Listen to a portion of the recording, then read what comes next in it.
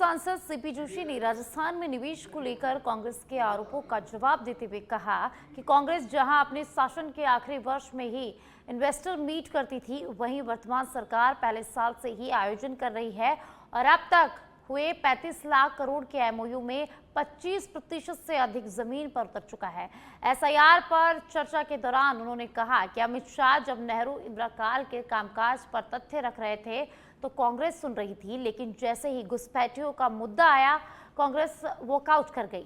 हनुमानगढ़ घटना पर उन्होंने कहा कि किसानों के हित में सबसे अधिक काम बीजेपी सरकार ने किया है, जबकि कांग्रेस उन्हें उकसाती रही है। बाहर निकाला जा रहा है तो इनको मैं सोचता हूं कि गृह मंत्री जी ने जो कल जवाब दिया उससे कांग्रेस की धरातल खिसक गई। लेकिन आश्चर्य हुआ कि आदरणीय गृह मंत्री जी ने नेहरू जी, इंदिरा जी, राजीव जी के ऊपर, उनकी कमियों के ऊपर बातचीत की, तब वो सुनते रहे।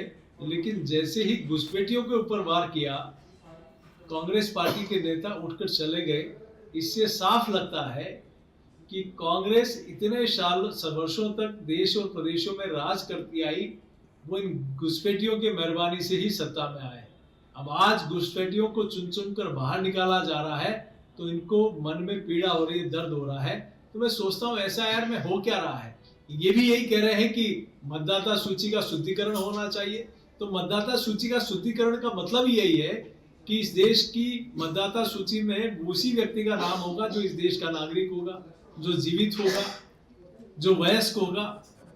तो यही तो एसआईआर में हो रहा है।